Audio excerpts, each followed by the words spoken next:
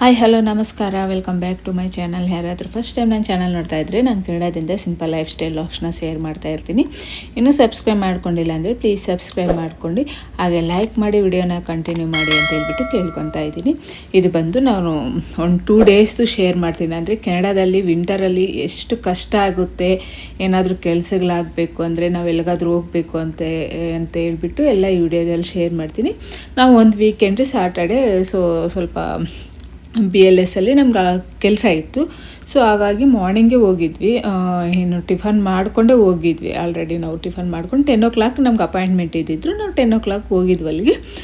ಇನ್ನು ಅಲ್ಲಿಗೆ ಹೋದ್ಮೇಲೆ ಒಂದು 2 hours ವೆಯ್ಟ್ ಮಾಡಿದ್ವಿ. ಅಲ್ಲಿ ಬೇಗ ಆಗಲ್ಲಕ್ಕೆ, ಅದು ಆ್ಯಕ್ಚುಲಿ ನಾವು ಅಪಾಯಿಂಟ್ಮೆಂಟ್ ತೊಗೊಂಡು ಹೋಗೋದಕ್ಕೆ ಇನ್ನೂ ಅಷ್ಟೊತ್ತು 2 hours ವೆಯ್ಟ್ ಮಾಡಬೇಕಾಗಿತ್ತು. ಇನ್ನು ಅಪಾಯಿಂಟ್ಮೆಂಟ್ ತೊಗೊಂಡೋಗಿಲ್ಲ ಅಂದರೆ ಇನ್ನೂ ತುಂಬ ಕಷ್ಟ ಆಗುತ್ತೆ. 2 hours ಆದಮೇಲೆ ಸರ್ವರ್ ಡೌನ್ ಆಗಿದೆ ಅಂತ ಹೇಳ್ಬಿಟ್ಟು ಕರೆಕ್ಟಾಗಿ ನಮ್ಮದೇನು ಕೆಲಸ ಸ್ಟಾರ್ಟ್ ಆಯಿತು ಅನ್ನೋ ಟೈಮಲ್ಲಿ ಇನ್ನು ಸರ್ವರ್ ಡೌನ್ ಆಗಿ ಕೆಲಸನೇ ಆಗಿಲ್ಲ. ಸೊ ತುಂಬ ಜನ ವಾಪಸ್ ಹೋದರು. ತುಂಬ ಗಲಾಟೆ ಸಹ ಮಾಡಿದ್ರು ಅಲ್ಲಿನ ಜನ ಎಲ್ಲನೂ. ಇಷ್ಟಿಷ್ಟು ಅವರ್ಸ್ ವೆಯ್ಟ್ ಮಾಡಿಸಿದ್ದೀರಾ, ಇವಾಗ ನೋಡಿದ್ರೆ ಎಲ್ಲರಿಗೂ ಮನೆಗೆ ಕಳಿಸ್ತಾ ಇದ್ದೀರಲ್ವ ಅಂತ ಹೇಳ್ಬಿಟ್ಟು ಪ್ರತಿಯೊಬ್ಬರಿಗೂ ಮನೆಗೆ ಕಳಿಸ್ಬಿಟ್ರು.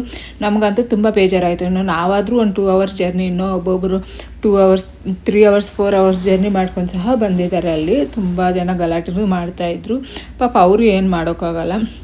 ಇನ್ನು ಸರಿ ಲಂಚ್ ಟೈಮ್ ಆಗಿತ್ತು, ತುಂಬ ಹಸಿವಾಗ್ತಾಯಿತ್ತು.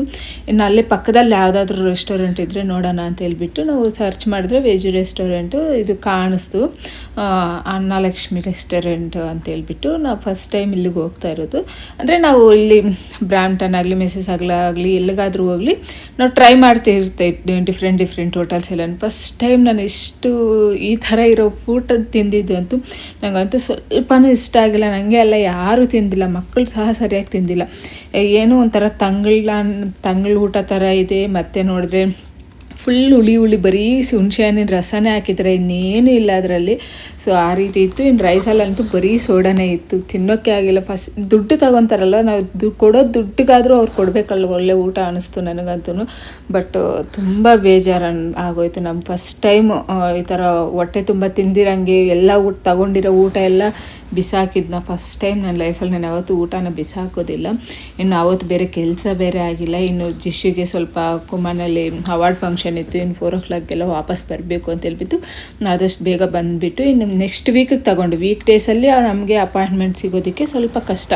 ಅಂದರೆ ನಾವು ಹಸ್ಬೆಂಡ್ ಕೆಲಸ ಮಾಡ್ತಾ ಇರ್ತಾರಲ್ಲ, ವೀಕ್ ಡೇಸಲ್ಲಿ ಹೋಗೋಕ್ಕಾಗಲ್ಲ ಅಂತ ಹೇಳ್ಬಿಟ್ಟು ನೆಕ್ಸ್ಟ್ ವೀಕ್ ಸ್ಯಾಟರ್ಡೆ ತಗೊಂಡು ಅವರು ಮಾರ್ನಿಂಗ್ 8ಗೆ ಇಲ್ಲಿದ್ಬಿಡಿ, ನಿಮ್ಗೆ ಬೇಗ ಆಗೋಗುತ್ತೆ ಅಂತ ಹೇಳಿದ್ರು. ಸೊ ಹಾಗಾಗಿ ನಾವು 8ಗೆ ಅಲ್ಲಿಡಬೇಕು ಅಂದರೆ ನಾವು ಒಂದು ಅಟ್ಲೀಸ್ಟ್ ಒಂದು 5:30ಗಾದರೂ ಬಿಡಬೇಕು ಅಂತ ಅಂದ್ಕೊಂಡಿದ್ದೀವಿ. ನಾವು 6 ಆಯಿತು ನಾವು ಬಿಡೋ ಅಷ್ಟೊತ್ತು. ಬಟ್ ತುಂಬ ಕತ್ಲಿತ್ತು, ಫುಲ್ಲು ಸ್ನೋ ಅಂದರೆ ಸ್ನೋ. ಆವತ್ತು ಯಾವ ರೀತಿ ಇತ್ತಂದರೆ ಫುಲ್ಲು ರೋಡ್ ಎಲ್ಲ ಸ್ಕಿಡ್ ಆಗ್ತಾಯಿದೆ.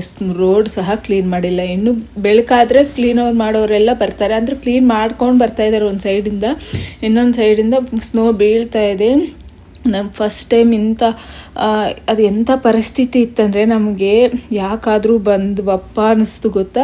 ಫುಲ್ಲು ಟ್ರಾಫಿಕ್ ಆಗೋಗಿದೆ. ಅಂದರೆ ಒಂದೇ ಲೈನೇ ಹೋಗ್ತಾರೆ, ಅಲ್ಲಿ ರೋಡೇ ಕಾಣಿಸ್ತಾ ಇಲ್ಲ, ಫುಲ್ಲು ಕ್ಲೋಸ್ ಆಗಿಬಿಟ್ಟಿದ್ರು ಸ್ನೋ ಅಲ್ಲಿ ಕ್ಲೀನ್ ಮಾಡೋದು. ಇನ್ನು ಸ್ವಲ್ಪ ದೂರ ಹೋದ್ಮೇಲೆ ಅಲ್ಲೇ ಕ್ಲೀನ್ ಮಾಡ್ತಾಯಿದ್ದಾರೆ. ಅವ್ರ ಹಿಂದೆನೇ ಸ್ಲೋವಾಗಿ ಹೋಗಬೇಕು, ಕ್ಲೀನ್ ಮಾಡೋರು ಹಿಂದೆನೇ ಹೋಗ್ತಾ ಇರ್ಬೇಕು ನಾವು. ಸೊ ಅವ್ರು ಸ್ವಲ್ಪ ಸಾಲ್ಟ್ ಹಾಕ್ಕೊಂಡು ಹೋಗ್ತಾಯಿದ್ರೆ ಆ ಸ್ನೋ ಸ್ವಲ್ಪ ಮೆಲ್ಟ್ ಆಗ್ತಾ ಇರುತ್ತೆ. ಅದು ಹೆಂಗಾಗ್ತಾಯಿದೆ ಅಂದರೆ ಡ್ರೈವ್ ಮಾಡೋಕ್ಕೆ ಸಹ ತುಂಬ ಕಷ್ಟ ಆಗುತ್ತೆ ಇಂಥ ಟೈಮಲ್ಲಿ. ಫುಲ್ ಗ್ಲಾಸ್ ಮೇಲೆ ಎಲ್ಲ ಸ್ನೋ ಬೀಳ್ತಾ ಇದೆ. ಮುಂದೆ ಕಾರ್ ಆಯಿತೋ ಇಲ್ವೋ ಅಂತಲೂ ಗೊತ್ತಾಗ್ತಾ ಇಲ್ಲ. ರೋಡ್ ಬೇರೆ ಸ್ಕಿಡ್ ಆಗ್ತಾ ಇದೆ. ನನ್ನಂತೂ ಕಣ್ಣು ಹೆಂಗೆ ಲೈಟ್ ಆನ್ ಮಾಡ್ಕೊಂಡಿರಲ್ವ ಆ ರೀತಿ ಆನ್ ಕಣ್ಣು ಓಪನ್ ಮಾಡಿಕೊಂಡೇ ನೋಡ್ತಾ ಇದ್ದೀನಿ ರೋಡಂತೂ. ಅಲ್ಲಿಗೆ ಹೋಗೋವರೆಗೂ ಸ್ವಾಮಿ ಏನೇ ಆಗಬಾರ್ದು ಅಂದ್ಕೊಂಡೆ ದೇವ್ರಿಗೆ ನಮಸ್ಕಾರ ಮಾಡಿಕೊಂಡೇ ಹೋಗಿದ್ದೀವಿ ಅಂತೂ ನಾವು. ಅಷ್ಟು ಭಯ ಆಗಿತ್ತು ಅವತ್ತಂತೂ ನಮಗೆ. ವಿಂಟರಲ್ಲಂತೂ ಇದೊಂದು ದೊಡ್ಡ ಪ್ರಾಬ್ಲಮ್ ಆಗೋಗುತ್ತೆ ನಮಗೆ. ಇನ್ನು ನಾವಿರೋ ಹತ್ರನೇ ಆ ರೀತಿ ಬೀಳ್ತಾ ಇದ್ದಿದ್ದು ನಯಾಗ್ರಾದಲ್ಲಿ. ಇಲ್ಲಿ ಕಡೆ ಮೆಸ್ಸಾಗ ಈ ಥರ ಎಲ್ಲ ಬಂದರೆ ಸ್ನೋನೇ ಕಮ್ಮಿ ಇಲ್ಲಿ, ಅಷ್ಟು ಸ್ನೋನೇ ಇರಲಿಲ್ಲ. ಸೊ ನಯಾಗ್ರಾದಲ್ಲಿ ತುಂಬ ಸ್ನೋ ಬೀಳ್ತಾ ಇತ್ತು ಅವತ್ತು. ಸ್ವಲ್ಪ ತುಂಬ ಪ್ರಾಬ್ಲಮ್ ಅನ್ನಿಸ್ತು ನನಗಂತೂ ಡ್ರೈವಿಂಗ್ ಟೈಮಲ್ಲಿ. ಇನ್ನು ಅಲ್ಲಿ ಬಂದಿದ್ದ ತಕ್ಷಣ ಆದರೂ ನಾವು 8 o'clockಗೆ ಅಪಾಯಿಂಟ್ಮೆಂಟ್ ತೊಗೊಂಡಿದ್ದಿತ್ತಲ್ವ. ಬಟ್ ತುಂಬ ಸ್ಲೋ ಆಗಿ ಬಂದಿದ್ದಕ್ಕೆ 8:30ಗೆ ಆ ಥರ ಬಂದ್ವಿ. ಬಟ್ ಇಲ್ಲಿ ಒಂದು 1 hour ಆಯಿತು ಅಲ್ಲಿ ನಮಗೆ. ಬೇಗ ಬಂದರು ಜನ. ಯಾರು ನಾವೇ ಸೆಕೆಂಡ್ ಪರ್ಸನ್ ಇದ್ದಿದ್ದು, ಫಸ್ಟ್ ಒಬ್ರು ಯಾರೋ ಇದ್ದರು, ಆಮೇಲೆ ನೆಕ್ಸ್ಟ್ ನಾವೇ ಇದ್ದಿದ್ದು. ಆದರೂ 1 hour ಆಯಿತು ನಮಗೆ. ಇನ್ನು ಮಕ್ಕಳೇನೂ ತಿಂದಿರಲಿಲ್ಲ, ಮಲ್ಕೊಂಡಿರೋರಿಗೆ ಹಾಗೆ ಎಬ್ಬಿಸ್ಕೊಂಡು ಬಂದುಬಿಟ್ಟಿದ್ದೆ. ಕಾರಲ್ಲಿ ಮಲಗಿಬಿಟ್ರೆ ಏನೂ ತಿಂದಿಲ್ಲ. ಹಾಗೆ ಸ್ವಲ್ಪ ಬ್ರೆಡ್ಡು ಅದೆಲ್ಲ ತಂದಿದ್ದೆ, ಜಾಮ್ ಎಲ್ಲನೂ ಇನ್ನು ಅಲ್ಲೇ ತಿನ್ನಿಸ್ತಾ ಇದ್ದೀನಿ. ಸೊ ಹೋಗೋವಾಗ ಎಲ್ಲಾದರೂ ಊಟ ಮಾಡ್ಕೊಂಡು ಹೋಗೋಣ ಅಂತ ಹೇಳ್ಬಿಟ್ಟು ನೋಡ್ತಾ ಇರ್ಬೋದು. ಇಲ್ಲೇನು ಅಷ್ಟು ಸ್ನೋನೇ ಕಾಣಿಸ್ತಾ ಇಲ್ಲ ನೋಡಿ ನಿಮಗೆ. ಸೊ ನಾವಿರೋ ಹತ್ರ ಅಂತೂ ತುಂಬ ಸ್ನೋ ಬಿತ್ತು. ಯಾವಾಗಲೂ ಆಗಲಿ ನಾವಿರೋ ಹತ್ರ ಸ್ವಲ್ಪ ಕಮ್ಮಿ ಬೀಳುತ್ತೆ, ಈ ಕಡೆ ಎಲ್ಲ ಜಾಸ್ತಿ ಬೀಳುತ್ತೆ. ಬಟ್ ಈ ಸಲ ಫುಲ್ ಆಪೋಸಿಟ್ ಆಗೋಗಿತ್ತು ನಮಗಂತೂ. ಇನ್ನು ನಮ್ಮ ಕೆಲಸ ಎಲ್ಲ ಮುಗೀತು, ಇನ್ನು ಊಟಕ್ಕೆ ಹೋಗೋಣ ಅಂದರೆ ಅಲ್ಲಿ ಹತ್ರದಲ್ಲಿ MTR ಇದೆ.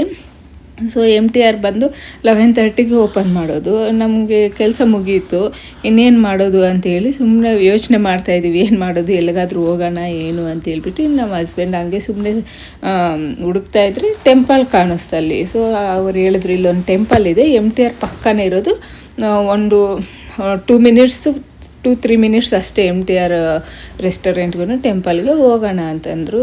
ಸರಿ ಹೋಗೋಣ ನಡಿ ಅಂತ ಹೇಳ್ಬಿಟ್ಟು ಇನ್ನು ಹೋದ್ವಿ. ಅದು ಬಂದು ಶ್ರೀ ಶಿವ ಸತ್ಯನಾರಾಯಣ ಸ್ವಾಮಿ ಟೆಂಪಲ್ ಅಂತ ಹೇಳ್ಬಿಟ್ಟು ಫಸ್ಟ್ ಟೈಮ್ ನಾನು ಕೇಳ್ತಾ ಇರೋದು, ಹೋಗಿರೋದು.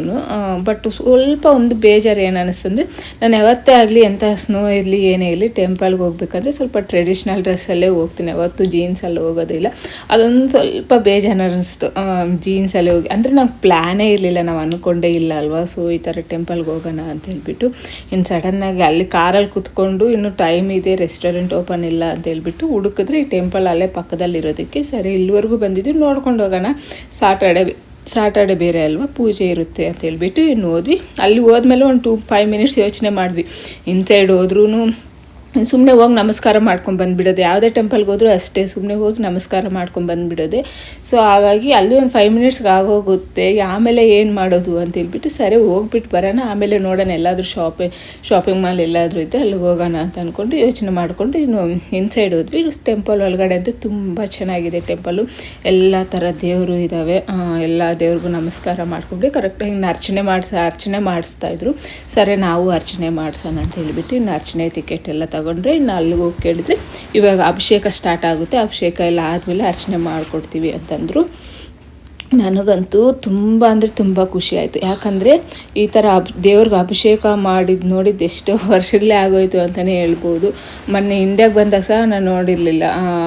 ಎಲ್ಲ ರೆಡಿ ಆದಮೇಲೆ ಹೋಗಿ ಪೂಜೆಗೆ ಮಾತ್ರ ಹೋಗಿ ಬರ್ತಾಯಿದ್ವಿ ಅಷ್ಟೇ. ಆಗಲಿ ಈ ಥರ ಕೂತ್ಕೊಂಡು ಅಭಿಷೇಕ ನೋಡಿದ್ದು ತುಂಬ ವರ್ಷಗಳಾಯಿತು. ಇಲ್ಲಿ ಕೆನಡಾದಲ್ಲೇ ಯಾವಾಗಾದ್ರೂ ಟೆಂಪಲ್ಗೆ ಹೋದರೆ ಸುಮ್ಮನೆ ಹೋಗಿ ಪೂಜೆ ಮಾಡಿಸ್ಕೊಂಡು ಬಂದುಬಿಡ್ತಾರೆ. ನಮಸ್ಕಾರ ಪೂಜೆ ಮಾಡಿಕೊಡೋಕ್ಕೂ ಒಂದೊಂದು ಟೆಂಪಲಲ್ಲಿ ಸ್ವಾಮಿಯವರು ಇರೋದಿಲ್ಲ. ಸೊ ಸುಮ್ಮನೆ ಹೋಗಿ ನಮಸ್ಕಾರ ಮಾಡ್ಕೊಂಡು ಬರ್ತಾಯಿದ್ದಿದ್ದು ಅಷ್ಟೇ. ಆಗಲಿ ಇಲ್ಲಿ ನೋಡಿದ್ರೆ ಫಸ್ಟಿಂದ ಲಾಸ್ಟ್ವರೆಗೂ ಕೂತ್ಕೊಂಡು ದೇವ್ರನ್ನ ಅಭಿಷೇಕ ಮಾಡೋದು ನೋಡಿ ತುಂಬ ಅಂದರೆ ತುಂಬ ಖುಷಿ ಆಗೋಯ್ತು ನನಗೆ.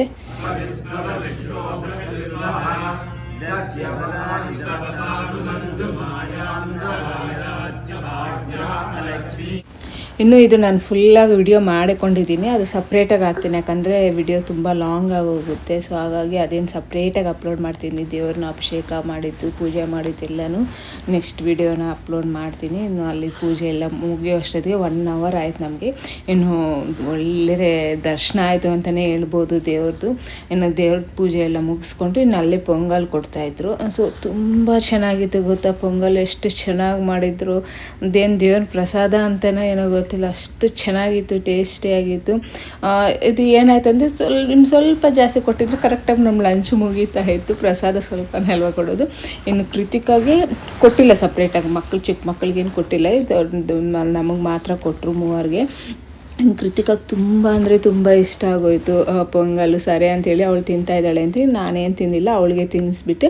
ಇನ್ನು ನಮ್ಮ ಹಸ್ಬೆಂಡ್ ನನಗೆ ಹೊಟ್ಟೆ ತುಂಬಿಸ್ತು ಅಂತ ಪೊಂಗಲ್ ತಿಂದುಬಿಟ್ಟೆ, ಬಟ್ ನಾನೇನು ತಿಂದಿಲ್ಲ ಅಲ್ವಾ. ಸೊ ಹಾಗಾಗಿ ಜಿಶುನು MTR ಅಂದರೆ ಹೋಗಲೇಬೇಕು ಅಂತಾನೆ, ಅವನು ಬಾಳೆ ಎಲೆ ಊಟ ತಿನ್ನೋದಕ್ಕೋಸ್ಕರ. ಸರಿ ಹೋಗ್ಬಿಟ್ಟು ಎಷ್ಟಾದರೆ ಅಷ್ಟು ತಿನ್ಕೊಂಬರೋಣ ನಡಿ ಅಂತ ಹೇಳ್ಬಿಟ್ಟು ಇನ್ನು ಅಲ್ಲಿಗೆ ಹೋದರೆ ಅಲ್ಲಿ ಸ್ವಲ್ಪ ಲೇಟ್ ಆಗುತ್ತೆ ಅಂತ ಹೇಳಿದ್ರು. ಬಾಳೆ ಎಲೆ ಊಟ ರೆಡಿ ಆಗೋಷ್ಟೊತ್ತಿಗೆ ಅಲ್ಲಿ ಸ್ವಲ್ಪ ಲೇಟ್ ಆಗುತ್ತೆ ಅಂತ ಹೇಳಿದ್ರು.